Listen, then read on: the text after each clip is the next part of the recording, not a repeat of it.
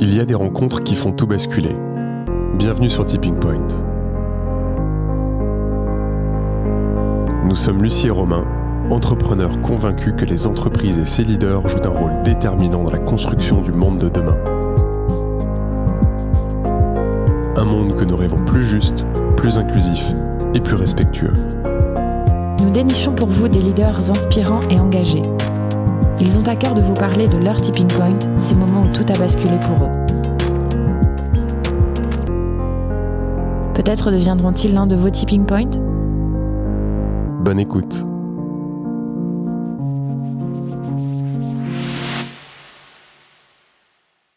Allez, c'est parti. Bonjour Virginie.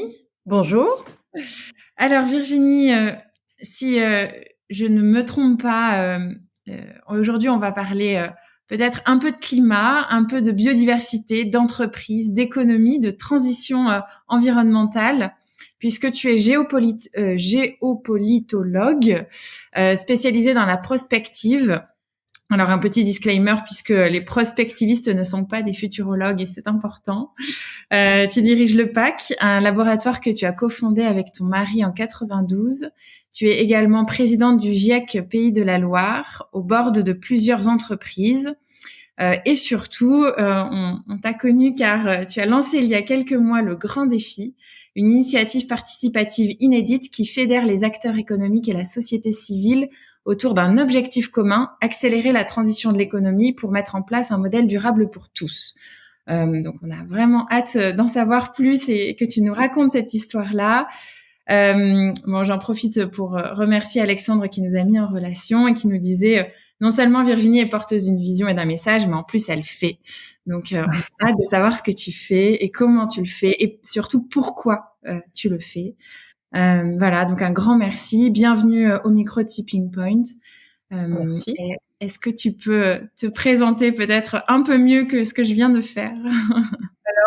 En fait, tu as déjà dit quand même, tu as à peu près énoncé toutes mes casquettes actuelles, puisque j'en ai eu plusieurs par le passé. J'ai pas eu un parcours linéaire et je m'en réjouis parce que précisément c'est par tous les différents volets, les différents domaines, les différents secteurs, différentes activités que j'ai pu explorer, que j'ai pu enrichir cette vision. Ce qui est intéressant, quand on est une généraliste comme moi, ça a des limites d'être généraliste, c'est-à-dire qu'on est évidemment spécialiste de rien, et dans un monde qui s'intéresse surtout aux spécialistes, ça a ses limites. Aujourd'hui, on est en train de se rendre compte, au moment avec la transition, que les polyvalents, les généralistes ont une valeur ajoutée parce que précisément ils peuvent avoir cette vision systémique.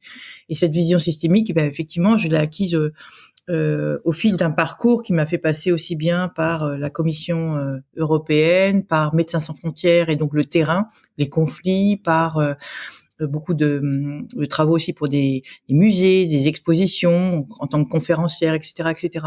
Et c'est ça finalement qui fait la capacité que j'espère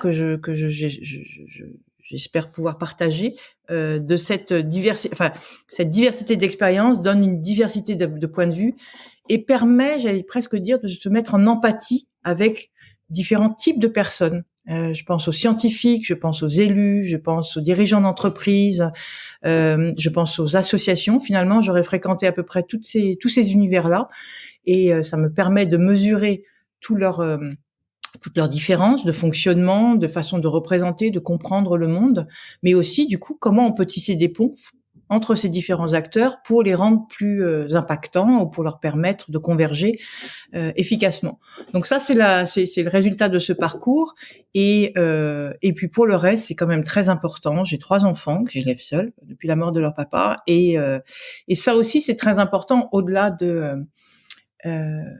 du temps que ça prend tous les jours et de la responsabilité que ça donne, parce que j'ai 3 enfants encore jeunes qui sont encore en primaire et secondaire. C'est extrêmement intéressant de mesurer tous les jours à quel point le monde dans lequel ils grandissent et évoluent n'est pas celui dans lequel j'ai grandi et évolué. Et donc ça donne des difficultés supplémentaires, c'est qu'on peut plus se projeter aujourd'hui dans ces enfants. Quand on les fait grandir, quand on les éduque, on peut plus se projeter dans ce qu'ils vivent parce que c'est trop différent finalement du monde dans lequel j'ai grandi. Et donc ça oblige à se remettre en question, puisque ceux qui ont raison, c'est ceux qui sont. Qu'on soit d'accord ou pas avec les valeurs qu'ils portent, avec les activités qu'ils aiment, n'est pas le problème. Le problème, c'est de comprendre dans quel monde ils vivent et dans quel monde ils vont évoluer pour leur donner les outils que je pense les plus essentiels pour y survivre et même voir bien y vivre. Et donc, c'est pour ça que je précise toujours cette histoire du fait que j'ai 3 enfants, parce que dans la relation aux nouvelles technologies, à la liberté, à l'esprit critique, pour moi, c'est un miroir quotidien qui m'est très utile dans mon travail. Voilà ce que je pouvais ajouter de mon portrait. Dans quel monde t'as grandi alors? Décris-nous le monde duquel tu viens, toi, Virginie. Alors, d'abord, j'ai grandi il y a longtemps, parce que malheureusement j'ai quelques années de plus que vous. J'ai grandi dans un monde où, en gros, il y avait pas de chômage quand j'étais enfant, hein, puisque c'est arrivé. Mais enfin, enfant, adolescence, on était aussi. Il y avait eu la crise pétrolière. Je m'en souviens pas parce que j'étais vraiment petite quand même. Mais grosso modo, c'était un monde très confiant qui allait vers un mieux, forcément. C'était la construction européenne. Moi, j'ai été jeune au moment j'ai fait mon premier stage d'études à la Commission européenne. Et il y avait une espèce d'effervescence, de croyance dans le progrès. En plus, après, il y a eu la chute du mur. Enfin bon, tout allait aller mieux. Le monde allait se réconcilier, tout allait aller mieux.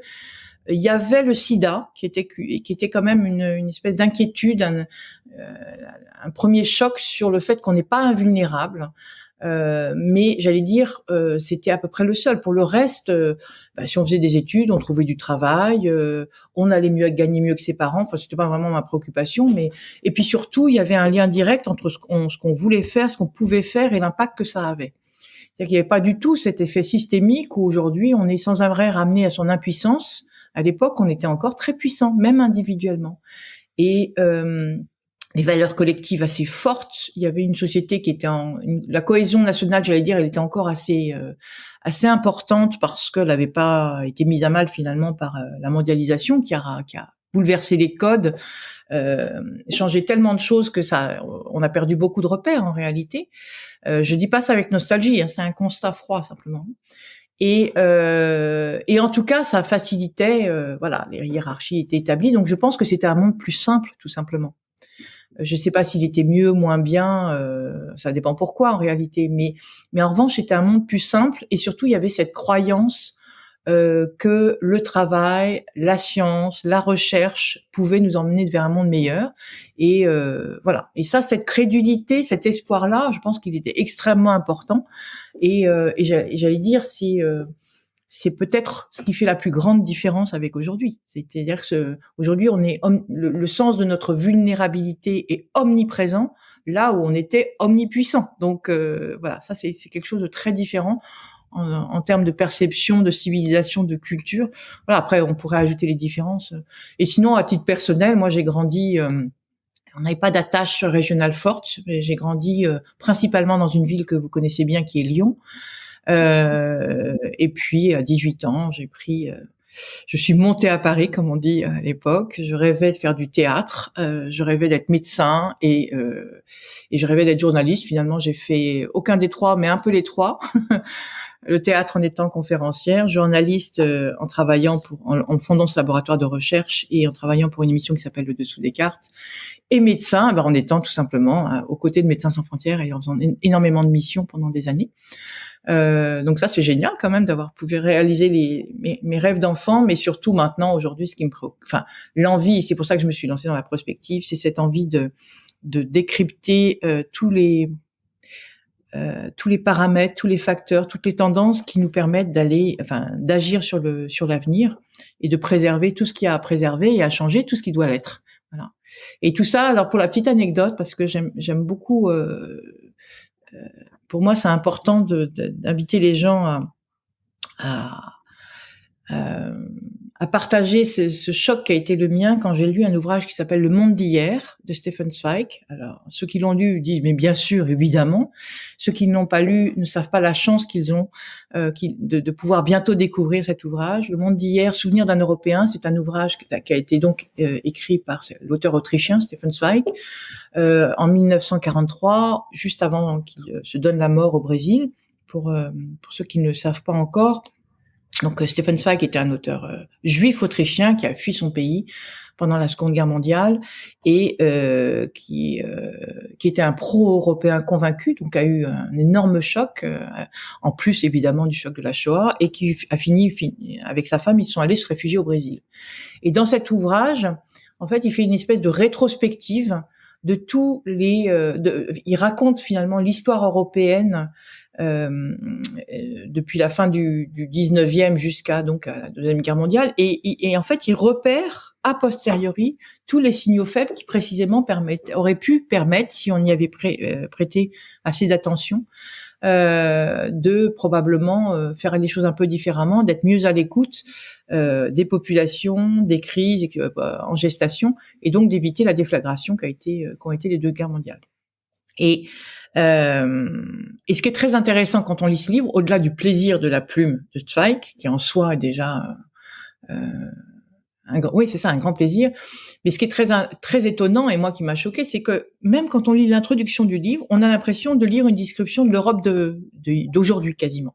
À part quelques mots de vocabulaire, etc., mais c'est très très très contemporain.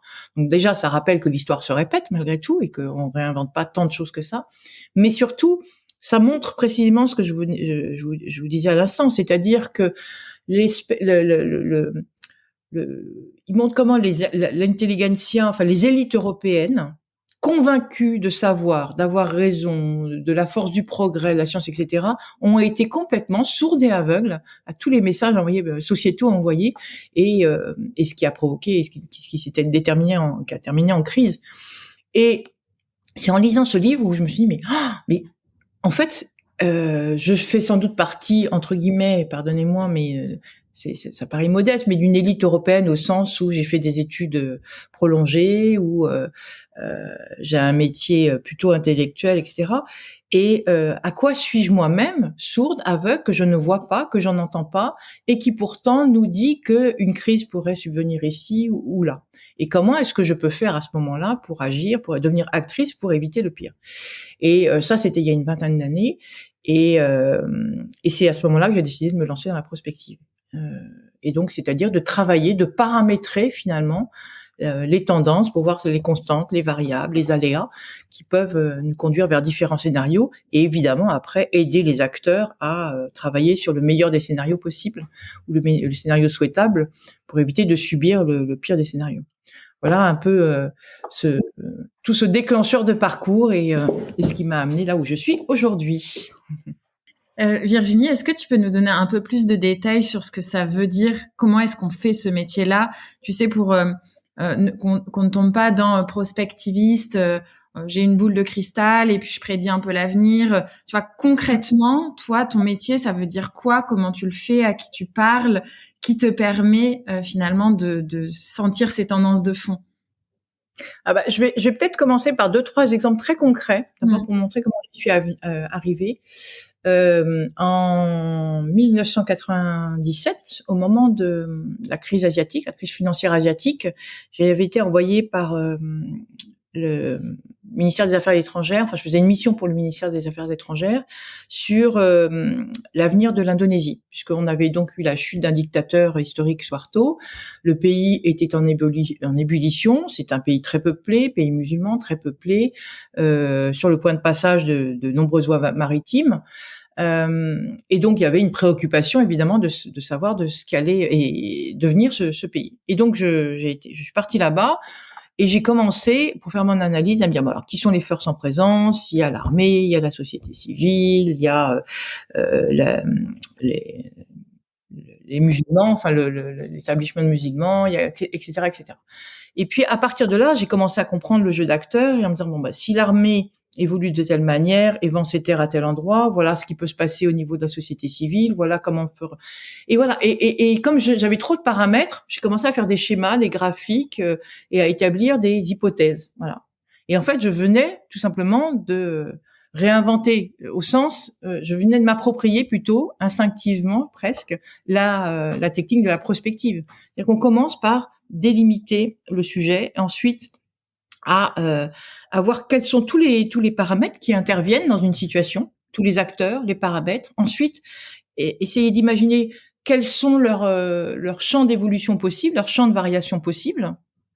Et une fois qu'on a tous, et alors là, on se retrouve avec un très grand nombre de critères, et après, on va choisir les plus probables, les plus aléatoires, et on les combine entre eux, et on peut faire des scénarios. Et bien sûr, le scénario final n'est jamais celui qui se passe. Enfin, quoique, je vais vous raconter une anecdote assez amusante, mais ce qui est intéressant, c'est d'essayer de rapporter les probabilités et de classer finalement les scénarios en fonction de leur variabilité, de leur probabilité, mais aussi en fonction de comment on peut agir dessus. Il y a des scénarios sur lesquels on peut quasiment pas agir, d'autres fortement, et donc de repérer ça en établissant ces scénarios. Et donc c'est ça la méthode prospective. Hein. Clairement, c'est vraiment commencer par délimiter le champ d'interrogation, le champ de travail, parce qu'on peut toujours élargir. Comme tout est système, tout est complexe, il faut quand même, quand on étudie une problématique, délimiter là où on l'a, circonscrire finalement là sur quoi on veut travailler. Pour une entreprise, on pourrait mettre quand on étudie, je sais pas les risques pour une entreprise, on pourrait intégrer tout dans le monde parce que tout est lié. En réalité, on va se délimiter possiblement en fonction de la problématique qu'on essaye d'identifier, et bien soit à l'entreprise elle-même, soit l'entreprise, ses fournisseurs et ses clients, soit l'entreprise et dans sa région, son territoire. Donc, mais ça, on le fait toujours avec l'acteur concerné. Hein. Et une fois qu'on a délimité, et bien là, on peut commencer à disséquer et à faire une échographie finalement de la situation pour repérer tous les organes et puis voir comment ils fonctionnent, comment ils sont liés les uns aux autres et ensuite là où on peut agir. Et donc oui, après avoir fait ça de manière complètement intuitive, non pas instinctive, mais intuitive sur l'Indonésie, j'ai refait ça plusieurs fois. J'ai utilisé ça finalement comme grille d'analyse jusqu'à ce que je découvre que ça avait un nom qui s'appelait la prospective. Mais à l'époque, j'appelais pas ça la prospective parce que j'ignorais que c'était ça la prospective. Et jusqu'à commettre un premier ouvrage qui s'appelle 2033 les futurs du monde et qui a été qualifié tout de suite comme un ouvrage de prospective. Et c'est là que j'ai découvert que j'étais devenue prospectiviste malgré moi. Donc après, j'ai même suivi une ou deux formations pour voir si méthodologiquement j'avais certainement des choses à apprendre et voilà, j'ai vérifié que c'était quand même grosso modo, c'est bien ça la méthode prospective. Et alors, je voulais vous raconter une anecdote parce que effectivement, le prospectivisme ne veut pas dire le futur, il ne peut pas. Et d'ailleurs, sinon, si ça marchait si bien, on aurait vu un certain nombre de crises plus clairement. Mais il n'empêche que c'était en 2011, je crois. Oui, c'est ça, 2011. C'est juste après la sortie de mon premier livre.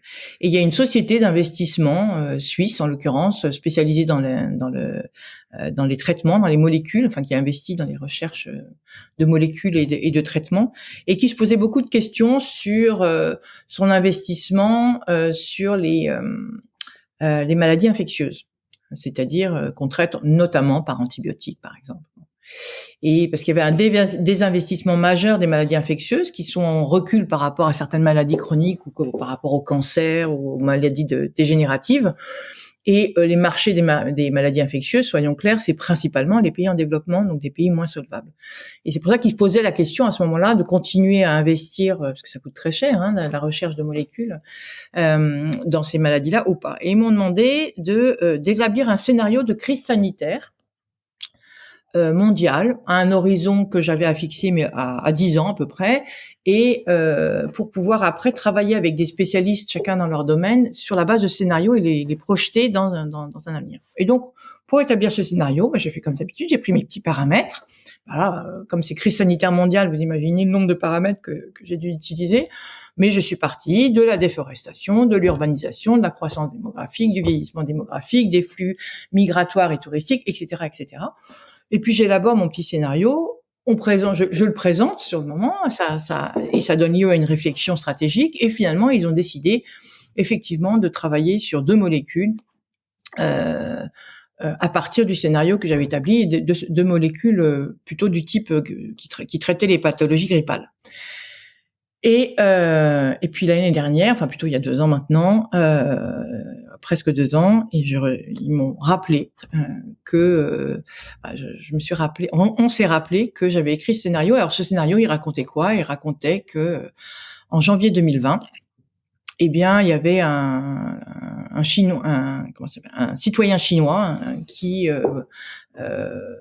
avait été diagnostiqué positif à un test sur un syndrome grippal, suite à un syndrome grippal, et que alors je sais plus comment j'avais appelé cette grippe, mais une grippe d'origine. Alors moi, c'était des oies sauvages qui étaient à la source de ma pandémie. On avait bien détecté que le début de l'épidémie qui allait suivre avait commencé en Chine et que la contamination, la source première, c'était des oies sauvages, et que après, par le chemin de l'économie, du tourisme, etc., la maladie s'était rapidement propagée au reste du monde, avait conduit à la fermeture des frontières, à une guerre des vaccins, etc., etc.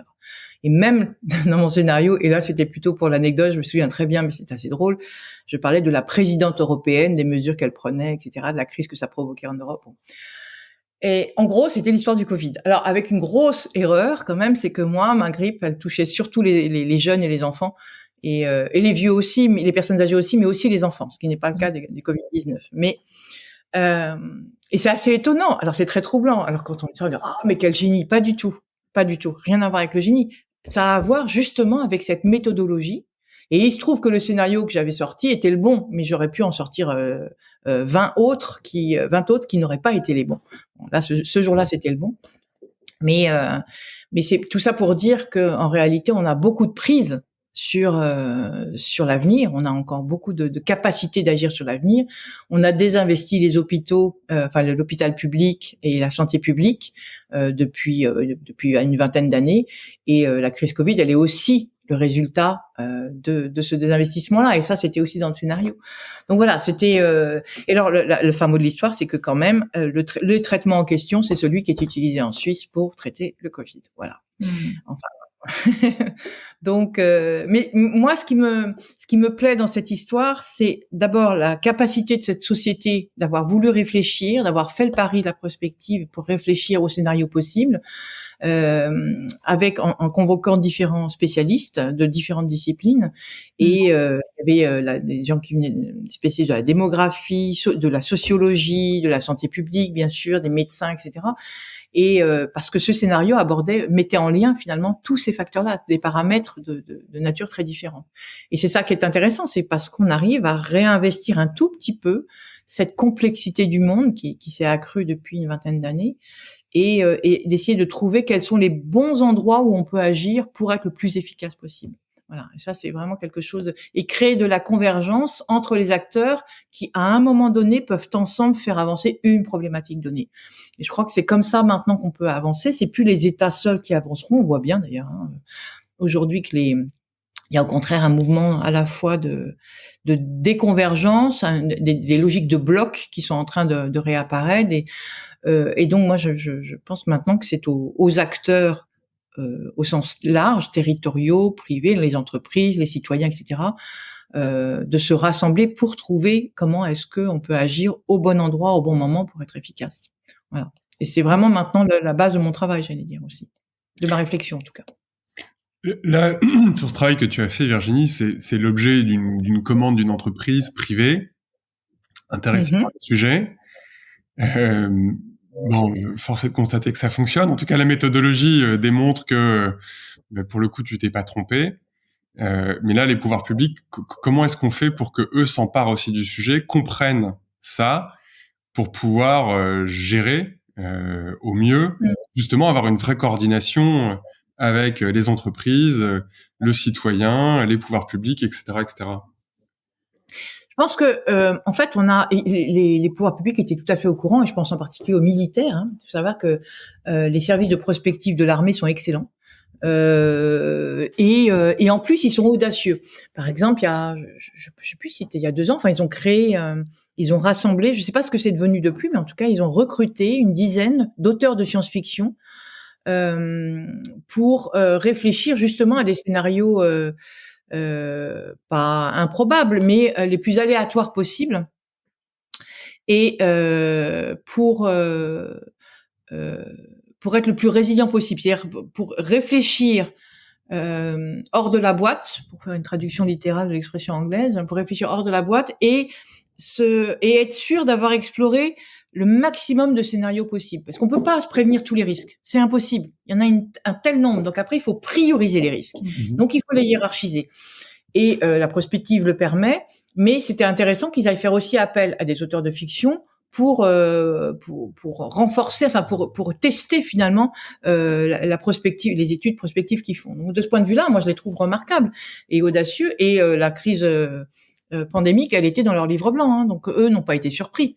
On a fait semblant d'être surpris au niveau public, mais enfin les militaires ne l'ont pas été puisque ça faisait partie des scénarios probables qu'ils avaient déjà identifiés. En fait, la difficulté, à mon sens, des pouvoirs publics, elle est double ou triple.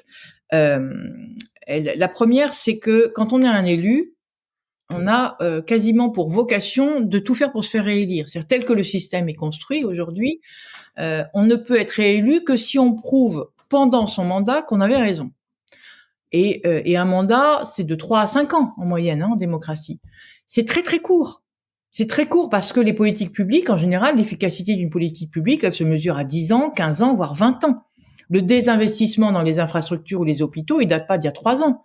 Il est beaucoup plus lent, progressif et ancien. Et le résultat Covid, c'est finalement, on peut pas dire que l'équipe en place est responsable de ça.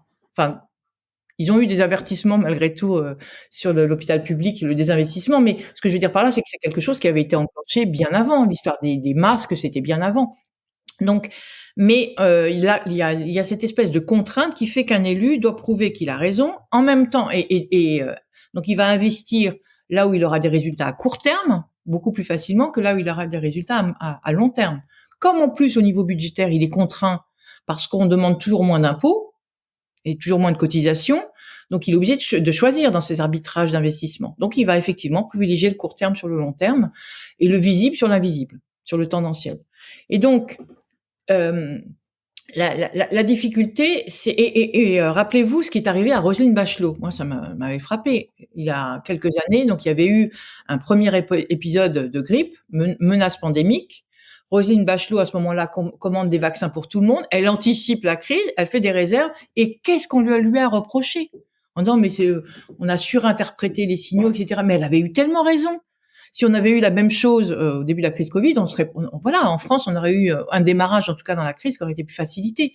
Donc c'est là où c'est très difficile. C'est-à-dire qu'on ne leur accorde aucun droit à l'erreur. Et par ailleurs, on exige d'eux qu'ils soient toujours pertinents, le plus efficace possible et le plus économe possible. C'est quand même assez compliqué. Et je suis pas en train de dire que pauvres élus, je leur reproche beaucoup de choses, mais je dis que structurellement, on a un petit problème dans notre système démocratique, c'est que maintenant, ce système électoral, c'est pas la démocratie qui est un problème, c'est le système électoral tel qu'on le pratique, fait que les élus sont sans cesse en besoin de prouver qu'ils ont raison, qu'ils ont fait les bons choix. Et ces choix-là, compte tenu de cette contrainte, ne peuvent pas être les bons sur le long terme. C'est évident. Donc, pour moi, c'est ça leur difficulté. Alors, il y a d'autres systèmes de gouvernance qui peuvent être mis en place à condition que les élus acceptent de travailler avec ça. Et c'est là où c'est un peu plus compliqué. Mais si on pense à l'Union européenne, qu'est-ce qu'ils ont fait? Ce sont ceux qui proposent les mesures ne sont pas ceux qui les adoptent. Ceux qui adoptent les lois ne peuvent pas les proposer. Et c'est une manière justement d'engager des politiques structurelles et des politiques de long terme sans être contraints par cette pression électorale que les différents dirigeants ont. Alors, ils en sont pas complètement absous, enfin, je veux dire, exempts, hein, et on le voit bien. Mais malgré tout, le Green New Deal n'a pu être lancé que parce que précisément, le processus de décision européenne permettait à la Commission européenne de lancer le projet, et c'était que sur cette base-là que pouvaient décider les États. Sinon, les États n'auraient jamais spontanément été vers ça. C'est évident. Donc, c'est là où c'est intéressant d'imaginer qu'il y a d'autres modes de gouvernance qui nous permettraient peut-être de mieux articuler le court terme et le long terme. Et donc, de faciliter la tâche aux élus et par ricochet, évidemment, à la puissance publique. Donc ça, c'est à mon sens, c'est un peu la composition du Parlement. On pourrait avoir un Parlement de long terme. D'ailleurs, ça a été envisagé, c'est-à-dire réserver une part de la décision parlementaire à ceux qui vont représenter les intérêts de long terme, par exemple. Et il y a d'autres processus où cette fois, finalement, le grand défi, celui qu'on a lancé, en est un exemple, c'est de dire on peut-être aussi rassembler les acteurs autour de points de convergence, de créer de l'intérêt commun pour les faire bouger sans nécessairement passer par la puissance publique, parce que elle-même, elle est empêtrée dans ce système-là. Et ce n'est pas un déni ou un refus de passer par l'État ou la puissance publique, parce que moi je crois au contraire qu'ils ont un rôle très fort à jouer, ce sont des arbitres absolument indispensables, mais là où ils sont aujourd'hui très handicapés finalement par ces contraintes que je viens d'évoquer, peut-être qu'on peut accompagner le mouvement pour l'amplifier, l'accélérer et leur donner un peu d'air, si je puis dire.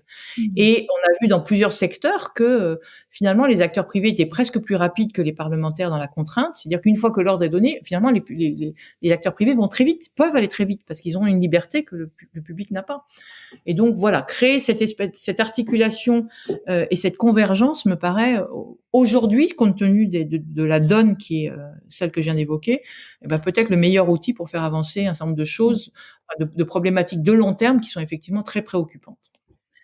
Est-ce que du coup, tu peux nous parler un peu toi de ce que tu fais justement et peut-être avec le grand défi ou ailleurs pour faire avancer et bouger les choses avec les différentes parties prenantes? Oui, absolument.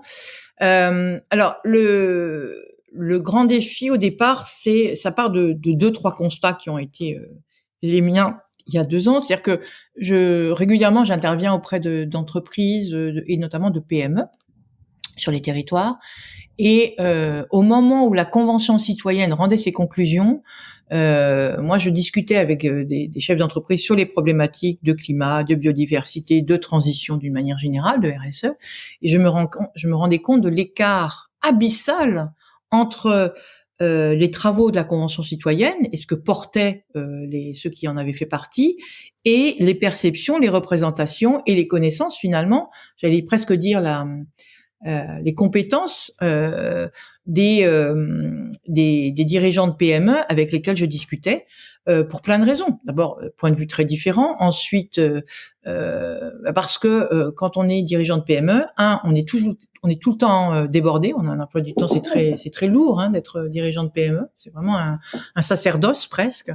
En général, on a une trésorerie heureusement, il y en a plein qui peuvent, mais qui ne permet pas d'engager tant que ça des investissements sur le long terme sans être certain de l'amortissement rapide. On a des fournisseurs qui sont pas forcément raccord avec ses propres perceptions RSE, pareil pour les salariés, donc on se retrouve au milieu, et puis on se retrouve à devoir embarquer des salariés, des investisseurs, une équipe, éventuellement des actionnaires, etc. Et chacun a évidemment une position très pas forcément convergente, voire divergente sur ses engagements RSE. On n'a pas les moyens d'un directeur de développement durable, etc., etc. Et donc, très souvent, moi, je me rendais compte qu'il y avait un problème de méconnaissance, un manque de moyens et un manque d'accompagnement, finalement, pour permettre que les PME en France puissent créer un mouvement massif de transition qui permettrait d'avoir un impact beaucoup plus efficace en termes climatiques, de biodiversité et plus généralement de transition, puisqu'on est aussi dans une transition sociétale. Et donc ça, c'était le premier constat. Et le deuxième constat, c'est ils deviennent, il y a un mouvement, une espèce de fronde anti-réglementation qui augmente beaucoup. C'est-à-dire qu'il y a eu beaucoup de lois qui ont été émises pour le gaspillage, pour la loi issue de la Convention citoyenne, etc., la loi climat, qui sont pas du tout, dont il y a, je sais plus, il y a des centaines au total, ça fait encore des centaines de décrets d'application qui n'ont pas été mis en œuvre, tellement c'est lourd, ces trucs-là. Et cette espèce de perception des entreprises qu'elles vont crouler, qu'elles n'y arriveront pas, qu'elles peuvent pas, parce qu'elles n'ont pas eu le temps de s'approprier tout ça. Ça va très vite. Et donc je me dis, mais comment est-ce qu'on fait pour qu'elles s'approprient finalement le sens de ces mesures pour pouvoir elles-mêmes agir, plutôt que subir, attendre le décret et de se sentir obligé de mettre en œuvre quelque chose qui n'aurait pas de sens s'il n'est pas accompagné par toute une pédagogie, finalement. Donc voilà, donc c'est sur la base de tous ces constats, je me dis mais pourquoi est-ce que en fait on pourrait pas imaginer un processus un peu comme la Convention citoyenne, mais pas seulement, un processus qui permette aux différents acteurs finalement de converger et d'identifier qu'ils ont un intérêt commun et qu'eux-mêmes fassent les propositions pour atteindre cet intérêt commun, qui est évidemment de suivre la trajectoire, les engagements français en tout cas en termes de climat et de biodiversité. Mais pourquoi est-ce que finalement on leur demande pas à eux comment est-ce qu'on pourrait faire? Et mettez-vous je vais être très provocatrice, enfin pas tant que ça d'ailleurs, mais si je me mets dans la tête d'un dirigeant qui fabrique du ciment. Vous savez, le ciment fait partie des industries les plus émettrices aujourd'hui, ou de l'acier, ou un constructeur automobile. Mais bon, restons sur le ciment et l'acier, enfin le bâtiment et l'acier. Et on me dit qu'il faut être décarboné à 2050 au même titre qu'une entreprise qui fait des services sur Internet. Moi, et tout ça étant décrété par un citoyen qui ne fait pas partie de cet univers-là. Évidemment, c'est très mal ressenti. C'est très mal ressenti parce que c'est très compliqué de décarboner le ciment. Ça demande des investissements extrêmement lourds. Et puis, toutes les technologies sont pas encore là. Et puis, c'est beaucoup d'emplois, etc., etc. Donc, en termes de responsabilité, celle du cimentier, elle est 1000 fois plus importante que celle de celui qui n'a juste qu'à changer son fournisseur d'électricité pour décarboner l'usage, pour décarboner l'électricité qu'il utilise dans ses data centers, par exemple. Enfin, je schématise, je caricature, mais pour montrer le trait. Et donc, c'est important de faire converger les différents acteurs et de tenir compte, évidemment, par secteur aussi de leurs difficultés pour les accompagner le mieux possible. On n'accompagne pas les secteurs, on doit les accompagner de la même façon. Il faut qu'on les accompagne en fonction de leurs spécificités, de leurs particularités, tout en gardant en tête qu'il est absolument essentiel que le cimentier décarbone sa production le plus vite possible parce que l'enjeu, il est collectif. Voilà, donc c'est comment est-ce qu'on fait ça? Alors après, il fallait imaginer le processus qui permette donc de créer cette convergence. Et donc, le grand défi veut répondre à ça. Donc, c'est un processus en 3 étapes. Je vais essayer de faire le plus court possible. Une première étape qui est dite et l'objectif du processus, au bout du processus, l'idée, c'est de mettre en œuvre une centaine de propositions, d'élaborer, de formuler une centaine de propositions d'actions concrètes, accessibles au plus grand nombre, vérifiables, très important, mesurables, vérifiables et impactantes. Voilà. Donc c'est pas toutes les mesures qu'on peut faire, on a quand même un certain nombre de critères pour choisir ces mesures que l'on considérait donc comme prioritaires. Et donc et bien sûr l'idée c'est pas juste de les formuler, c'est aussi d'accompagner et de pousser jusqu'à la mise en œuvre par le plus grand nombre. Donc pour arriver à cet objectif-là, on a imaginé donc ce processus en 3 étapes. La première étape, c'est celle de la grande consultation, où on associe dans une même consultation l'ensemble des parties prenantes de l'entreprise au sens très large. Donc on a 4 types d'acteurs qui sont associés à ce processus, puisque en fait ils deviennent les partenaires du grand défi s'ils acceptent de participer à ce processus. Et on a donc 4 types de partenaires. On a des réseaux d'entreprises. Alors là, en France, on a beaucoup de réseaux d'entreprises, plus ou moins engagés, mais en gros, et plus ou moins spécialisés sur l'environnement, ou la RSE de manière plus générale. Et donc, on a énormément de réseaux d'entreprises comme ça. On a aussi bien dans l'industrie que dans la finance d'ailleurs. Enfin, un peu moins dans la finance malgré tout. Ensuite, on a des partenaires sociaux, des syndicats comme la CFDT qui en font déjà partie, ou des dirigeants comme Impact France, comme le BDF qui viennent nous rejoindre. Donc on a les partenaires sociaux et puis on va aussi vers les fédérations sectorielles, les principales en tout cas, les plus impactantes, puisque ça sert à rien de faire des mesures si eux sont opposés, réfractaires. Donc voilà pour la première catégorie d'acteurs. Deuxième catégorie d'acteurs, ce sont les territoires, parce que les territoires sont des acteurs de plus en plus importants aujourd'hui pour l'accompagnement des entreprises dans leur transition. Ne serait-ce que parce que de plus en plus de financements, y compris les financements européens, sont fléchés vers les régions. Parce que l'aménagement se fait au niveau des régions, parce que le Covid a révélé l'importance des dynamiques régionales en termes d'approvisionnement, en termes de tout ce qui est évidemment mobilité. Donc les régions, acteurs très très importants, et donc on a, je sais pas, la métropole nantaise ou la région Occitanie qui ont rejoint le grand défi. Troisième type d'acteurs, évidemment, sont les institutions dédiées. Je pense à l'Office français de la biodiversité, je pense à l'ADEME, je pense à la CDC, des acteurs comme ça, qui travaillent sur ces questions-là et qui ont donc évidemment une vision extrêmement une vision très forte et très précise des propositions et des mesures qu'on pourrait mettre en œuvre. Et puis quatrième d'acteurs, évidemment, la société civile organisée, que ce soit les consommateurs, que ce soit les étudiants. On a 6 associations étudiantes qui ont rejoint le grand défi. Et c'est important parce que il est très important que les autres parties prenantes entendent quelle est la perception des étudiants de ce qu'il y a à faire, du monde dans lequel ils veulent évoluer, parce que plus tard, c'est eux qui mettront tout ça en œuvre. Donc il est vraiment très important qu'ils soient associés dans le processus. Et puis évidemment les associations environnementales, la dernière venue étant par exemple le WWF. Voilà. Vous voyez, c'est quand même et tous ces acteurs-là, dans leur diversité, ont accepté de participer à ce processus parce que il y a cette consultation qui va consister à partager sur un site dédié, un site d'intelligence collective, à la fois leurs préoccupations. Ils vont recevoir un questionnaire donc où ils pourront exprimer leurs préoccupations vis-à-vis de la transition, ce qui bloque, ce qui freine, ce qui leur fait peur, etc. Mais aussi leurs propositions. Et à partir de là, on va essayer, quand on aura tout le résultat de cette consultation qui va démarrer en janvier, d'avoir une synthèse qui nous permettra de voir justement où sont les points de divergence les plus forts entre les différents acteurs, où sont les points de convergence sur lesquels on va pouvoir s'appuyer pour créer justement de l'intérêt commun. Et puis d'avoir une espèce de, je vais pas dire un catalogue, mais une idée de toutes les propositions qui existent et qu'on va pouvoir ranger par catégorie d'action et d'impact, etc., etc.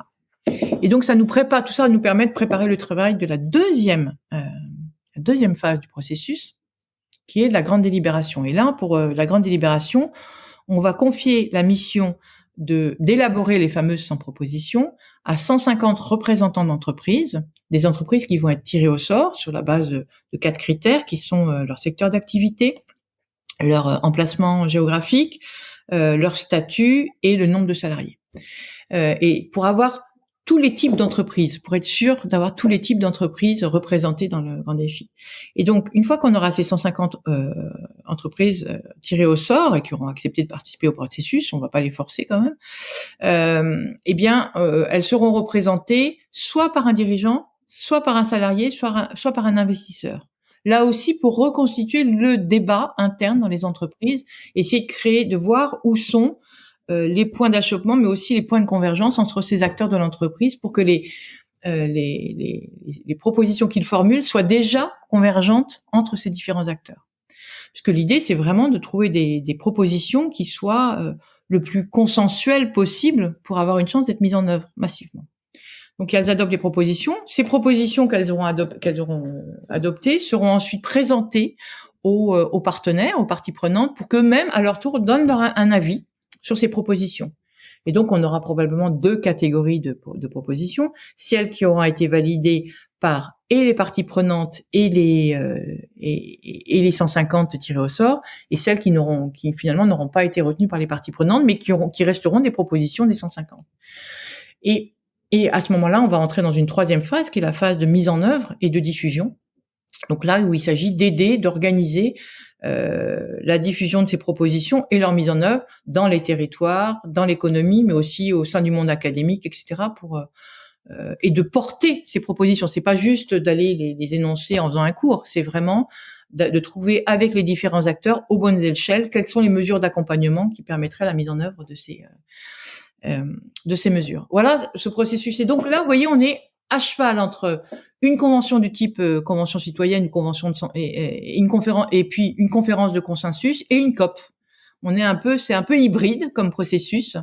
Et voilà. Et on est, écoutez, pour l'instant, on est impressionné par finalement le nombre de gens qui ont déjà rejoint le partenaire. Le grand défi en tant que partenaire indique finalement le désir partagé déjà de faire avancer les choses, parce qu'il y a un consensus sur le fait que maintenant c'est aux acteurs d'agir concrètement et qu'on peut pas indéfiniment demander aux États, parce qu'ils n'y arrivent plus. En fait, ils sont complètement empêtrés dans tout un système de contraintes.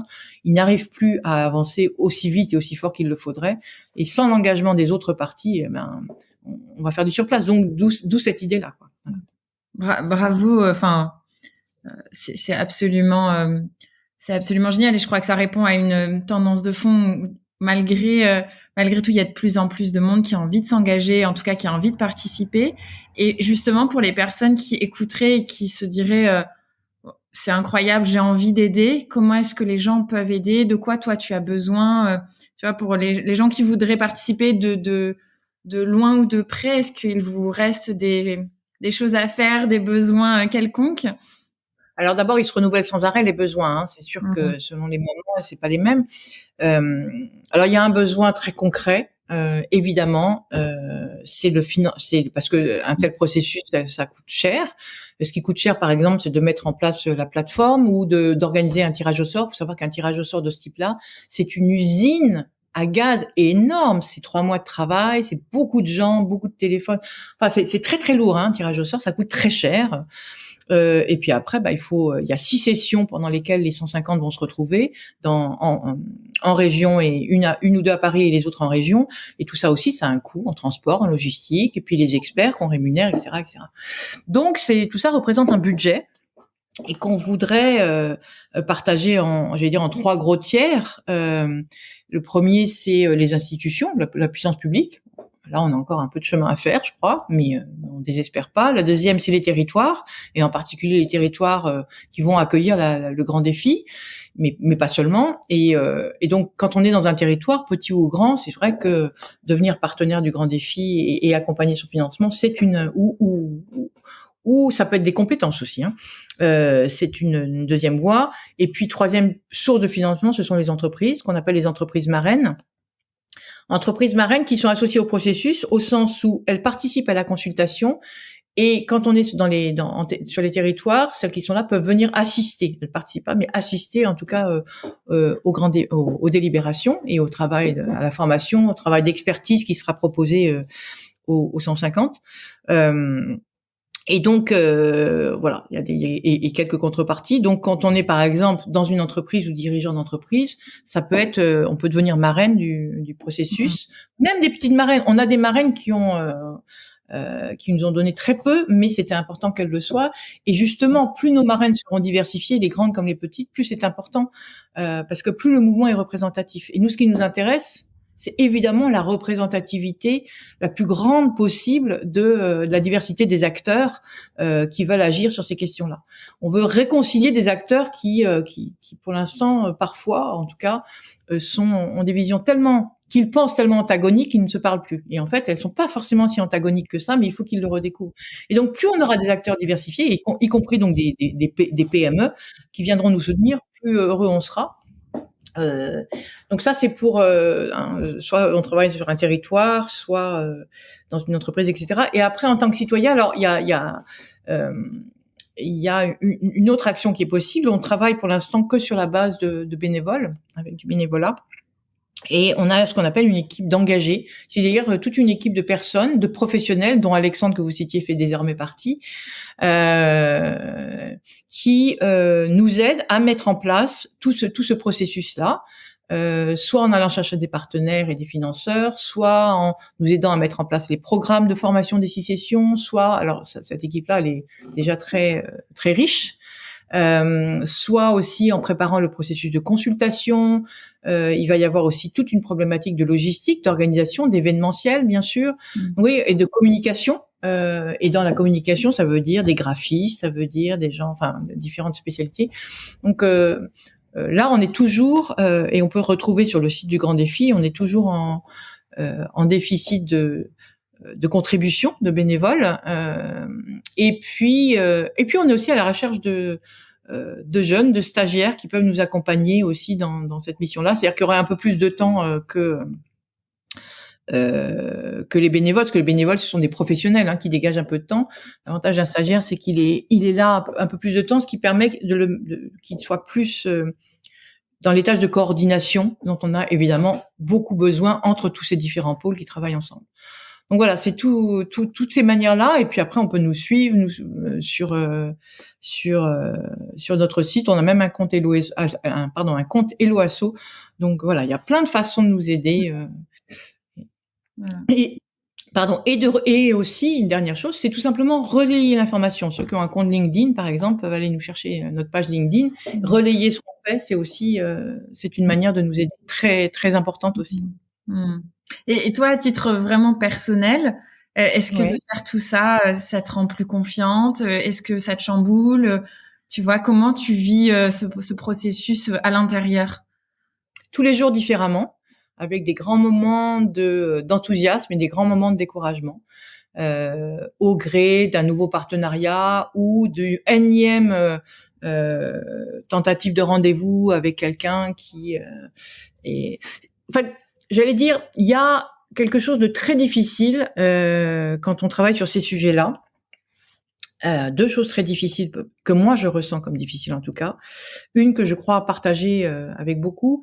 D'abord, quand on a une conscience aiguë des risques auxquels on est exposé par les phénomènes climatiques, de biodiversité ou de tension sociétale, et qu'on voit la lenteur avec laquelle les choses évoluent, c'est très difficile de pas être inquiet. Et donc l'éco-anxiété, même si moi je suis quelqu'un de résolument déterminé, actif, etc., et l'action d'ailleurs est le meilleur moyen de lutter contre l'éco-anxiété, il m'arrive quand même certains matins d'être gagné par le doute, en me disant mais est-ce que tout ça aura un impact? Et puis on est tellement petit à l'échelle de tellement grand. Est-ce que cette action toute petite que je mène à travers ce grand défi a un quelconque sens quand on voit l'ampleur du problème? Bien sûr que oui, vous connaissez tous la fable du colibri, mais et elle est très juste et elle se vérifie tout le temps. Et puis comme le dit le GIEC, chaque dixième de degré compte, parce que à chaque dixième de degré, ce sont des milliers, des centaines de milliers de victimes éventuellement et des coûts supplémentaires, etc.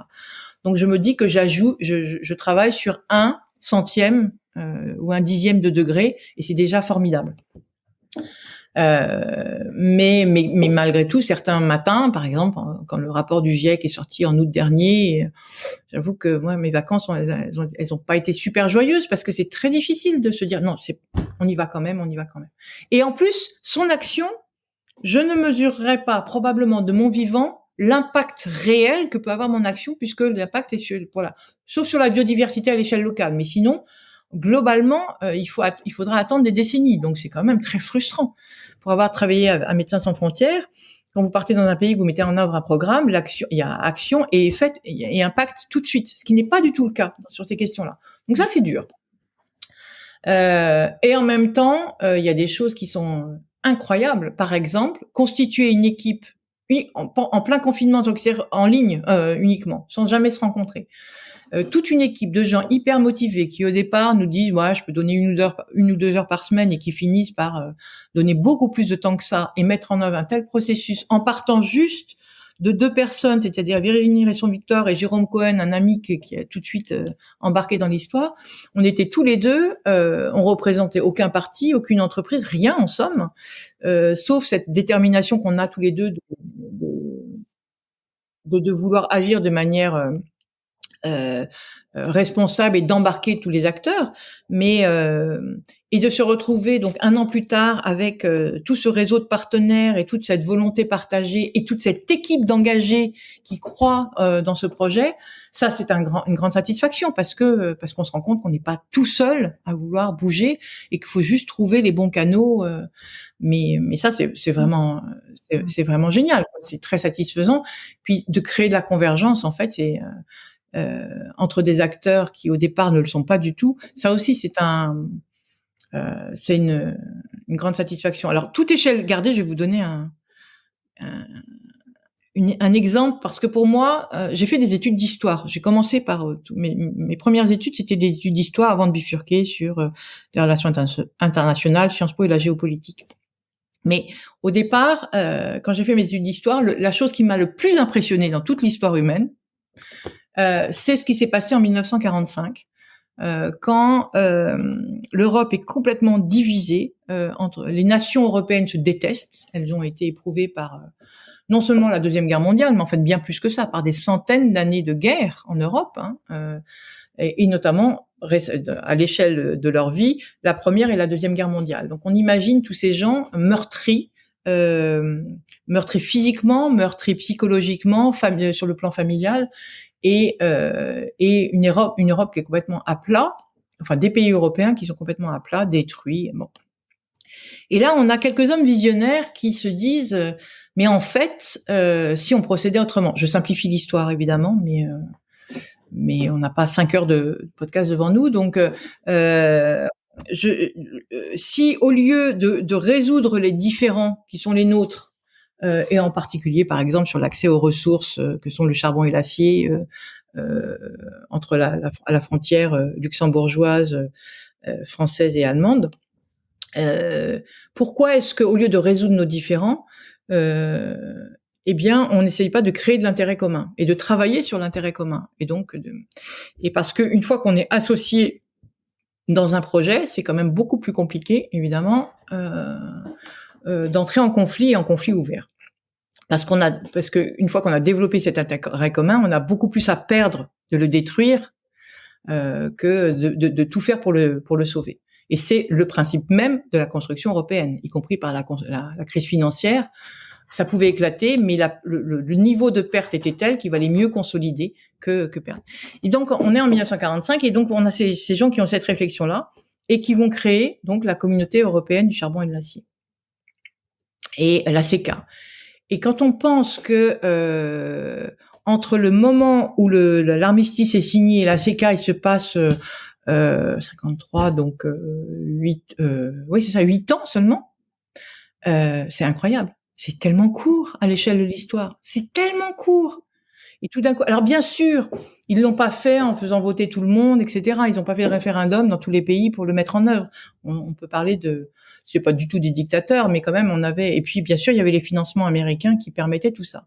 Il n'empêche que sur le fond, on a été capable de transformer, personne n'est descendu dans la rue, on a été capable de transformer un énorme conflit en un énorme projet politique.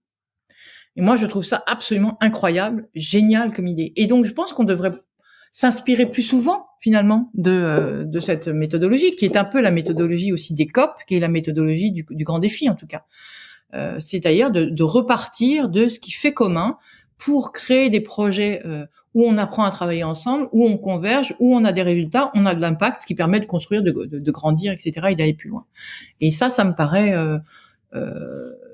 c'est vraiment un moteur qui aujourd'hui, quand ça fonctionne, pour moi, c'est une immense satisfaction. Après, dernier point, élément de réponse, ce que ça provoque chez moi, des moments, ça provoque aussi beaucoup de découragement, voire de colère, parce que finalement, il n'y a pas de secret, hein. C'est pas en travaillant sur les questions d'environnement ou de responsabilité sociétale qu'on peut devenir riche, hein, et qu'on peut. Et donc, on se met, beaucoup de gens qui travaillent dans ces métiers-là se mettent en situation de précarité ou de fragilité, parce qu'il y a des métiers parce que c'est pas des métiers sécurisés. Je suis pas fonctionnaire, parce que il n'y a pas de reconnaissance sociétale particulière, parce que ça gagne pas beaucoup, c'est très fragile. Et donc, mais on fait ce choix-là parce que c'est un choix, on ne subit pas. Hein, c'est un choix pour moi de m'être engagé le choix de l'engagement est un choix fort que j'ai fait parce que je crois que c'est important, notamment pour mes enfants. Il n'empêche que quand on est obligé de se justifier en permanence auprès des patrons, auprès de la puissance publique, de l'importance d'agir sur ces questions-là, c'est très très dur. Parce qu'on va trouver des interlocuteurs qui sont sécurisés, on est en insécurité soi-même pour mettre en œuvre des projets qui sont dans l'intérêt général, et on doit justifier de le faire. Et ça, c'est quelque chose qui est extrêmement dur à certains moments, hein, d'être toujours en situation de quémandeur, si je puis dire, d'intérêt, de temps, d'argent, alors qu'on a aucun intérêt personnel direct à mettre ça en œuvre. C'est pas comme un chef d'entreprise qui gagne un contrat sur lequel il va pouvoir toucher des dividendes ou une réussite supplémentaire. C'est pas le cas. Donc, ça, c'est la partie la plus difficile. Et si je le partage de manière aussi directe, c'est parce que j'ai autour de moi des gens qui se sont engagés dans ces actions-là, ces actions-là, et qui petit à petit, certains laissent tomber ou dépriment, parce que ils ont fait éventuellement même une reconversion, ou des jeunes qui se sont lancés là-dessus, puis qui disent mais je peux pas vivre toujours en situation de devoir demander, m'excuser, adoucir les choses parce qu'il faut protéger, faut pas, voilà, on sait jamais. Et donc il y a un sentiment vous avez, je sais pas, moi je fais souvent des interventions auprès d'institutions, etc., qui considèrent que mon intervention doit être gratuite, bénévole, parce que le sujet c'est le climat et l'environnement. Alors que si je faisais une conférence sur la gestion des ressources humaines, là ça serait rémunéré. Il y a quelque chose de complètement paradoxal, si vous voulez. Et plus on va vers l'intérêt général, moins finalement c'est reconnu. À la fois socialement, professionnellement et économiquement. Donc ça, je crois que c'est une grande difficulté, et je la partage parce que je sais que beaucoup de gens sont confrontés à ce problème-là, et que j'aimerais bien pouvoir, si ça ne me bénéficie pas, au moins que ça bénéficie à d'autres, quoi. Voilà. Tu parlais du rapport du GIEC qui est sorti cet été. Effectivement, nous, on était aussi en vacances et ça a un peu plombé notre journée parce qu'on est passé un peu par tous ces sentiments d'incompréhension, de colère, de découragement. Et la question qu'on s'est posée, nous, c'est mais pourquoi en fait cette crise climatique elle n'est pas prise au sérieux, et que un rapport comme celui-ci, on va en parler 4 minutes aux infos, et on va faire 20 minutes sur le transfert de Léo Messi ou sur la énième startup tech qui va lever des millions, un demi-milliard d'euros pour faire des cartes panini virtuelles. Alors moi, je sais que je suis toujours un peu bloqué là-dessus, et j'espère que les auditeurs m'en voudront pas, mais il y a effectivement un sentiment de pourquoi est-ce que c'est pas pris au sérieux. Est-ce que c'est parce que on ne le voit pas et donc on se dit que ça ne nous touche pas? Est-ce que toi t'as une lecture à ça? Je pense qu'il y a plusieurs éléments de réponse. Alors d'abord, pour te rassurer, je suis toujours bloquée sur le transfert de Messi et les cartes et le demi-milliard d'euros, mais ça a été dépassé depuis, hein, en plus. Donc moi non plus. Ça pour le coup, ça fait partie des choses qui m'échappent complètement. Enfin, ça m'échappe pas rationnellement, mais ça m'échappe que ça ne choque pas plus, et que voilà, et que ça ne fasse pas plus réagir finalement, mais le pire, je crois, pour moi dans tout ça, c'est les tweets présidentiels qui félicitent les licornes qui lèvent de l'argent pour ça. Là, j'avoue que pour moi, c'est là la gravité de la situation. Ça n'est pas que des entrepreneurs, des start-upers lancent leur affaire et tentent. Moi, j'ai rien à dire là-dessus. Tant mieux s'ils réussissent. Et effectivement, ils ont contraint personne. Tous les followers, tous ceux qui téléchargent l'application, on les a pas forcés. Donc, en revanche, que dans les tweets présidentiels, on se félicite de ça davantage que de l'action qui est menée sur le terrain par des tas d'associations sur ces questions-là. Là, j'avoue qu'il y a quelque chose pour moi qui est grave, parce que on privilégie l'intérêt particulier de l'intérêt collectif, puisque cette entreprise ne fera rien cette start-up ne fera rien pour l'intérêt général, soyons clairs. Voilà. Donc ça, c'est dit. Je prends rarement position comme ça, mais là, il y a un moment où vis-à-vis des jeunes aussi, il faut établir quelles sont les priorités. Est-ce qu'on prend au sérieux la détresse de la jeunesse aujourd'hui face aux questions climatiques en tweetant sur Bravo, on a une nouvelle licorne française? Est-ce que c'est sérieux? Est-ce que c'est responsable? Je ne crois pas. Franchement, je ne crois pas. Et on ne peut pas d'un côté dire j'ai bien entendu le message de la jeunesse et en même temps ne pas dire clairement qu'il y a une hiérarchie dans les priorités. Enfin, forcément, les priorités sont hiérarchisées. Pléonasme. Mais alors, une fois que j'ai dit ça, pour les raisons qui limitent la prise de conscience, moi, je pense que la prise de conscience n'est pas si limitée que ça. Je pense qu'elle est et en tout cas, je peux pas dire que tout le monde est convaincu du fait de l'urgence de la situation et de la gravité de la situation, de ce qu'on risque, et donc de la nécessité d'agir vite et massivement. Mais en revanche, ce qu'il faut regarder, c'est se replacer un tout petit peu à l'échelle de l'histoire et de se souvenir que le point de départ finalement de la prise de conscience mondiale, c'est pas le Club de Rome comme on essaye de le dire aujourd'hui, c'est 1992. c'est le sommet de Rio.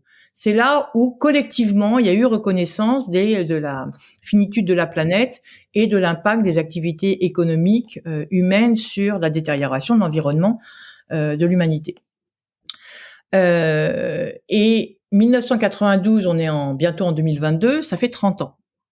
30 ans à l'échelle de l'histoire humaine, c'est très peu. Alors certes, on a des moyens de communication qui sont aussi beaucoup plus importants, qui ne l'ont jamais été historiquement et qui permettent d'accélérer cette prise de conscience. Il n'empêche que quand vous pensez à l'abolition de l'esclavage, quand vous pensez au droit de vote des femmes, etc., eh bien, les mentalités ont mis beaucoup plus de temps à évoluer que là sur cette remise en cause totale de notre mode de vie, de notre mode de consommation, puisque derrière ça, c'est ça dont il s'agit aussi. Donc ça, c'est pour tempérer un tout petit peu cette frustration que je partage, qui est ça ne va pas assez vite et il n'y a pas assez de gens qui s'y mettent. Mais si on prend un peu de recul, on voit les choses un tout petit peu différemment et il faut mesurer aussi ce qui a été accompli et comprendre qu'est-ce qui a permis effectivement qu'elles s'accomplissent et d'accélérer les choses. Ensuite, le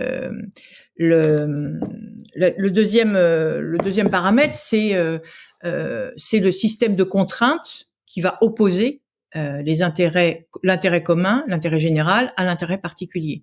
Et derrière tout ça, c'est la transformation de l'économie mondiale depuis la deuxième moitié du XXe siècle, a fortiori depuis la mondialisation, et la financiarisation de l'économie qui fait que maintenant, effectivement, l'intérêt général ne prévaut plus nulle part quasiment.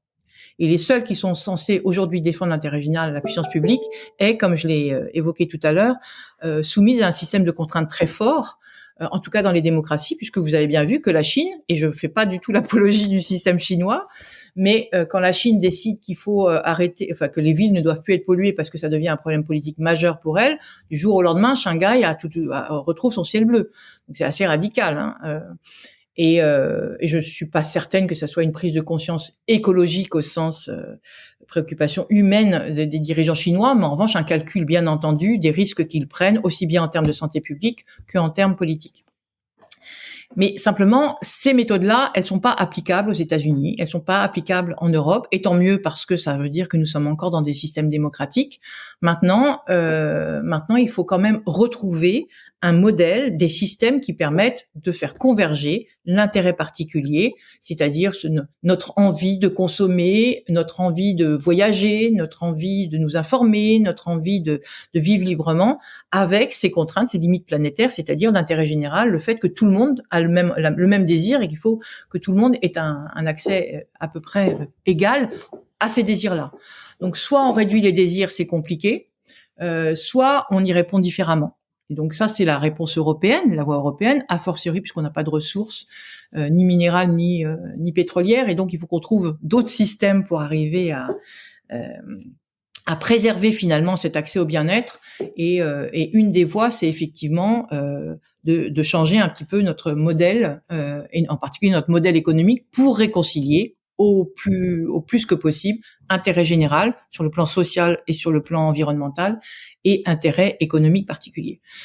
Le problème, c'est que c'est pas du tout la même vision aux États-Unis parce que leur histoire, à la fois économique et politique, procède d'un aménagement très différent. On est sur des choix qui ont été faits il y a longtemps, mais d'un étalement urbain, le tout voiture, puisque le développement économique des États-Unis s'est largement fait sur l'aménagement et le développement du réseau automobile, sur l'avion. Donc pour eux, changer le problème climatique remet en cause absolument tout, beaucoup plus quasiment qu'en Europe, d'une certaine manière. Et donc chez eux, la vision, elle va être plutôt portée, enfin elle va plutôt être comprise comme le problème climatique, c'est un problème de décarbonation de l'énergie. C'est une question d'énergie. En plus, ils ont accès aux minerais, etc. Donc, une vision différente. Puis les Chinois, eux, ont encore une autre vision différente qui sera beaucoup plus appuyée sur la nécessité de maintenir la croissance, puisque tout le contrat social chinois, aujourd'hui, il repose sur la capacité des autorités à maintenir les classes moyennes dans leur jeune statut de classe moyenne et à faire émerger ceux qui sont encore dans la pauvreté au statut de classe moyenne. Donc, de préserver ces acquis économiques Et donc, pour eux, la nécessité, ça va être de maintenir la capacité industrielle, la capacité de production. Et donc là, on est sur un double problème, à la fois d'approvisionnement et de production d'énergie, donc un problème technologique. Pour eux, ils vont être très axés sur produire du solaire, de l'éolien, etc., décarboner l'énergie, mais au-delà. Et puis après, vous avez les pays en développement qui disent, nous, on paye déjà le prix extrêmement élevé de la décolonisation, enfin de la colonisation, le prix très élevé du réchauffement climatique puisqu'il est beaucoup plus perceptible et réel aujourd'hui dans les pays du Sud que dans les pays fortement émetteurs. Pourquoi est-ce que nous, pays du Sud, on paierait la facture alors que historiquement, on n'est pas du tout responsable de ce qui se passe? Tout ça et en plus, ça va nous coûter encore plus cher à l'avenir. Donc, c'est pas à nous de payer. On voit bien que ces 4 points de vue-là, ils sont pas convergents. Et on atteint les limites. Donc pour moi, c'est pas nécessairement un problème de prise de conscience, parce que je crois que la conscience des risques, elle est là. Peut-être pas chez tout le monde, etc. Mais en revanche, il y a ce que ça remet en cause est très difficile aujourd'hui à faire converger. Et donc, c'est pour ça que je pense aussi qu'il faut revenir à des actions dans des logiques territoriales sur le terrain, et que c'est la somme de toutes les actions dans leur diversité qui nous permettra d'avoir un impact. Chercher à ce que tout le monde fasse la même chose aujourd'hui, faire entendre raison aux Américains sur leur modèle économique, aux Chinois sur le fait qu'il faut consommer moins, et aux Africains sur le fait que c'est pas bien s'ils utilisent du charbon, c'est vain. Politiquement, compte tenu de l'échéance qui est la nôtre pour régler le problème, c'est extrêmement compliqué. Donc ça, c'est une première partie de la réponse. Et la deuxième partie de la réponse, c'est que en réalité, historiquement toujours, jamais toutes les grandes révolutions, et là on est à la veille d'une révolution importante, aussi bien énergétique que sociétale, et probablement une révolution qui se fera aussi avec beaucoup de victimes, un coût humain très élevé. Mais on ne passera pas à la suite de l'histoire avec un grand H sans une forme de basculement. Et historiquement, tous les basculements, toutes les révolutions, elles se sont faites non pas à partir d'une majorité, mais d'un seuil qui est minoritaire, mais d'un seuil critique de certaines personnes qui vont pouvoir faire basculer le reste. Et je pense qu'on est tout près de ce seuil-là, en fait. Voilà. Donc on n'est pas si loin du basculement. Maintenant, le loin, ça peut être quelques années ou encore une ou deux ou 3 décennies. C'est ça qui est très difficile, parce qu'à l'échelle de l'histoire, une fois de plus, c'est rien. Et que entre-temps, notre problématique, c'est la vitesse du phénomène et ce qu'on appelle l'emballement des phénomènes, l'emballement systémique. Et c'est ça notre problématique aujourd'hui. C'est qu'on n'a pas assez de temps pour créer tous les éléments de convergence et qui nous permettent de basculer collectivement dans un mieux, etc. Et de préparer tout ça. Voilà.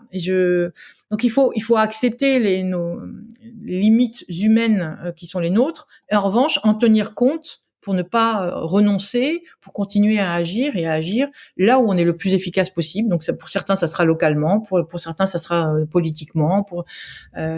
Mais ce qui est important, c'est qu'en revanche, tout le monde soit convaincu de la nécessité, le plus de monde en tout cas possible, soit convaincu de la nécessité d'agir, même avec les limites de l'action qui peut être la sienne. Mais non, il reste une dernière chose, c'est le rôle des médias. C'est-à-dire que je pense que là aussi, il y a aussi un problème de hiérarchisation de l'information. On confond l'actuel et l'important de plus en plus. Il y a un nivellement des nouvelles. Chaque nouvelle fait que celle qu'on a publiée 5 minutes avant est déjà obsolète. Et c'est exactement ce qui s'est passé avec le transfert de Messi. Et après, si en fonction de la chaîne que vous regardez, je suis pas sûre que certains journaux aient titré plus sur Messi que sur le rapport du GIEC. Simplement, après, il y a un problème de connaissance et donc pour moi une question de responsabilité des médias dans leur façon de hiérarchiser l'information et non pas en fonction de là où ils savent qu'ils vont être le plus lus, mais en fonction de là où ils pensent que c'est une information tout à fait importante pour les prochains mois, les prochaines années et les prochaines décennies. Et là, il y a aussi une question de formation, tout simplement. On a aussi toute une génération dont je fais partie, qui n'a pas été formée à toutes ces questions-là, qui n'est pas tombée dedans quand ils étaient petits, et qui donc doivent acquérir à la fois les connaissances, la prise de conscience et l'acceptation que le modèle dans lequel ils ont grandi, qu'ils ont prôné, n'est plus adapté pour la suite de l'histoire. Ça, c'est pas simple non plus. Et puis dernière chose, et puis peut-être qu'on pourra, je sais pas si on va conclure là-dessus, mais dernière chose importante, c'est que on n'a pas aujourd'hui, alors je sais que le mot est très à la mode et certains vont dire qu'il est galvaudé, mais on n'a pas de récit, on va plutôt parler de vision d'un avenir commun où tout le monde aurait sa place, des places différentes, mais tout le monde aurait sa place et qui soit suffisamment attractif pour qu'on ait envie de s'y mettre et de contribuer chacun à le faire advenir. Alors là, la responsabilité de ça, elle est multiple parce que on est à la fois à la fin d'un système et on n'a pas réinventé complètement la suite parce que comme je viens de le dire, les intérêts sont pas encore convergents, parce que on a tendance à voir tout ce qu'on va perdre au lieu de chercher à voir ce qu'on peut gagner. Ça, c'est la nature humaine qui est comme ça aussi, hein. Les acquis sont quelque chose de très fort dans l'inertie qui est la nôtre. Ce qu'on a acquis, on n'est pas prêt à le lâcher parce qu'on pense que ça va être un moins. Mais changer, ça veut pas dire nécessairement perdre. Ça veut dire changer, ce qui sont deux mots très différents. Et on a tendance à confondre changement et perte et renoncement. Et je pense que moi, de ce point de vue-là, les accidents de la vie peuvent aider. Par exemple, tous ceux qui ont connu un processus de deuil savent que au début du processus de deuil, c'est absolument insupportable. On se dit qu'on ne peut pas y arriver, au point qu'on arrive à une phase qui s'appelle le déni, c'est-à-dire qu'on ignore, on ne veut pas savoir. Puis une phase de marchandage, de colère, non, je veux pas, c'est insupportable, mais non, mais si je fais comme... Bon, et puis on arrive à une phase de dépression parce que finalement, on accepte que oui, c'est comme ça et qu'on ne pourra pas lutter. On n'est pas plus fort que le phénomène ou la personne plutôt à laquelle on doit, qu'on vient de perdre et qu'on ne reverra pas, on ne reverra plus, jusqu'au moment où on passe à la dernière phase, qui est la phase de j'apprends à vivre avec, je sais vivre avec, et tout d'un coup, et une fois de plus, ceux qui ont vécu un deuil le savent, c'est qu'on découvre d'autres choses. On découvre d'autres choses de sa vie, d'autres possibles, et que la vie, elle peut être formidable aussi, même sans la personne disparue. Ça veut pas dire qu'on pense plus à personne disparue, etc. Simplement, on est passé à autre chose, à une autre phase de sa vie où on va apprendre d'autres choses, se nourrir d'autres choses. Et bien, moi, je pense qu'on est encore dans un processus de deuil et tout le monde n'est pas à la même étape du processus de deuil. Il y en a qui sont encore au stade du déni au niveau du climat, de moins en moins. Beaucoup au stade du marchandage et de la colère. De plus en plus au stade de la déprime, c'est ce qu'on appelle la solastalgie ou l'éco-anxiété, et puis quelques-uns qui sont dans la suite et qui peu à peu vont créer cette vision qui montre que oui, ça marche, ça fonctionne, on est bien. Je sais pas, les sociétés de mission montrent qu'elles sont, enfin par exemple pour les entreprises, elles sont encore très peu nombreuses, mais alors qu'est-ce qu'elles sont enthousiastes sur leur expérience, et les salariés aussi. Des gens qui ont transformé leur mode de vie y ont trouvé aussi, peuvent témoigner du bonheur qu'ils ont à être alignés entre ce qu'ils savent, ce qu'ils pensent et ce qu'ils vivent. Alors que la schizophrénie de gens qui sont très concernés, mais en même temps qui font d'autres choses dans le cadre professionnel, et la souffrance qu'ils ont montre que c'est pas si formidable que ça finalement. Donc voilà, je pense que cette vision, il faut la porter, et plus de personnes pourront partager leur expérience positive sur post-transformation, post-transition, plus on aura la capacité petit à petit, et c'est aussi la responsabilité des politiques et des médias, de fabriquer cette vision d'un monde post-transition où on peut aussi être très heureux. Ça nécessite aussi de changer un peu d'indicateurs. Tu parlais tout à l'heure de changer de système. Le PIB, par exemple, n'a plus quel est l'intérêt de garder le PIB alors qu'on sait qu'on est dans un monde qui est fini? Quel est l'intérêt de vouloir une croissance infinie dans un monde fini? Parce que le PIB répond à sa mission qui est je mesure la croissance. Donc, mais on sait maintenant que la croissance n'est pas tenable, puisque effectivement ça repose sur la transformation de mesures finies. Alors même si avec l'économie circulaire, on peut quand même gagner, encore. On a d'énormes progrès à faire en termes d'économie circulaire. Et sans économie circulaire, d'ailleurs, on ne s'en sortira pas. Clairement, on va tomber dans des pénuries tellement graves que. Donc, il y a encore ça. Et la transformation de ressources, malgré tout, restera probablement très longtemps la base de notre modèle économique. Maintenant, avant qu'on change de mode de vie, de mode de production, etc., et on va quand même. Donc, c'est pour ça que le PIB, en fait, si on regarde ce que le PIB mesure, c'est-à-dire la croissance, il est toujours pertinent en termes d'outils de mesure de la croissance. Ce qui n'est plus pertinent, c'est la croissance elle-même. Et donc se fixer à tout prix la croissance telle que elle existe aujourd'hui, c'est-à-dire fondée sur la transformation de ressources qui sont finies et dont on ne pourra pas tout recycler pour fabriquer des ressources à l'infini, eh bien, c'est ça qui n'est plus pertinent. Donc, ce qu'il faut revoir, c'est notre modèle de croissance. Et une fois qu'on a un modèle qui ne sera plus celui-là, le modèle économique qui ne sera plus celui de la croissance uniquement fondée sur la transformation de ressources, et donc appuyé qui va se heurter à la finitude des ressources, eh bien, on trouvera l'indicateur qui permettra de mesurer ce nouveau sens du progrès. Donc, alors, c'est vrai qu'au bout d'un moment, l'indicateur fait le modèle lui-même. C'est-à-dire qu'aujourd'hui, les pays, ils sont alignés, ils sont accrochés sur l'indicateur de croissance parce qu'on continue de penser parce que c'est pas aussi juste que c'était avant, une augmentation de croissance, c'est une augmentation d'emploi, donc de revenus, donc de consommation, donc de production, donc de croissance, etc. Donc le système, il est en théorie vertueux, mais on l'a dit, le seul problème, c'est qu'il dégrade complètement la planète jusqu'à exposer à la rendre invivable, et qu'en plus, qu'il s'appuie sur des ressources, la disponibilité de ressources qui ne sont pas infinies. Donc voilà, on en est là. On ne pourra pas préserver ce modèle économique en l'état. Et quels sont les moyens qu'on a aujourd'hui pour le changer ? Eh ben, d'abord, il faut des recherches. Il y a des modèles qui commencent à être avancés, qui sont très très contestés parce que ils écornent des années, des dizaines d'années d'enseignement, de croyances, de représentation. Donc, c'est très difficile d'imaginer autre chose que la croissance pour de nombreuses raisons. Et puis, parce que le PIB, c'était aussi un outil de pilotage drôlement facile. Regardez, j'ai ajouté 3 points de croissance, 0,3 points de croissance au PIB de mon pays, donc je suis un bon homme politique, donc je suis un bon acteur, donc je suis un bon dirigeant. C'est tellement, sauf que ça n'est pas responsable.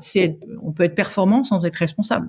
Et c'est exactement un outil de mesure de performance, ça n'est pas un outil de mesure de la responsabilité. Donc il est évident qu'il faut qu'on trouve un indicateur qui permette aussi de mesurer la responsabilité à moyen et long terme des dirigeants, qu'ils soient politiques ou économiques, de telle manière à ce qu'on puisse, là encore, réconcilier l'intérêt général et la performance.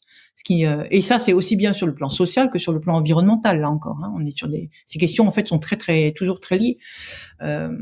Donc oui, bien sûr, il faut absolument laisser tomber cet indicateur, ou plutôt le remettre à la place petite qui devrait être la sienne. D'ailleurs, même l'inventeur du PIB ne pensait pas du tout que ça deviendrait un indicateur de progrès, et il l'a regretté lui-même, parce que ça n'est pas effectivement une mesure du progrès, c'est juste un indicateur purement économique. Ce qu'il faut maintenant imaginer, c'est quel est l'indicateur, une fois de plus, qui permet de mesurer à la fois l'amélioration, la croissance du bien-être, je dis bien la croissance de l'accès au bien-être, et la responsabilité des acteurs qui sont chargés de produire ce bien-être. Et là, on aura fait effectivement un grand pas, parce que si on arrive à mesurer cet indicateur, ça veut dire qu'on est en train de transformer le reste. Donc, les deux, en fait, on aura l'indicateur quand on transformera le système. Mais c'est vrai que l'importance du PIB continue aujourd'hui probablement de limiter la pensée et la transformation. Bon, merci, mille merci Virginie. Je crois qu'on pourra continuer longuement encore l'échange. Peut-être qu'il faudra faire un épisode 2. Parce qu'on a avec plaisir. Plein de questions. Mais déjà, un très très grand merci pour ton témoignage et ce que tu nous as confié. Et merci à vous pour votre invitation, vraiment. Et bonne continuation. Alors, à bientôt. Plein d'espoir. Merci beaucoup Virginie, à très bientôt. À bientôt, au revoir. C'est fini pour aujourd'hui. Nous espérons que cet épisode vous a inspiré. Retrouvez toutes les infos et les épisodes sur notre site tippingpoint.fr, tipping-point.fr. Si vous avez aimé, n'hésitez pas à partager l'épisode le plus largement autour de vous et à mettre 5 belles étoiles pour nous aider à nous faire connaître. À bientôt!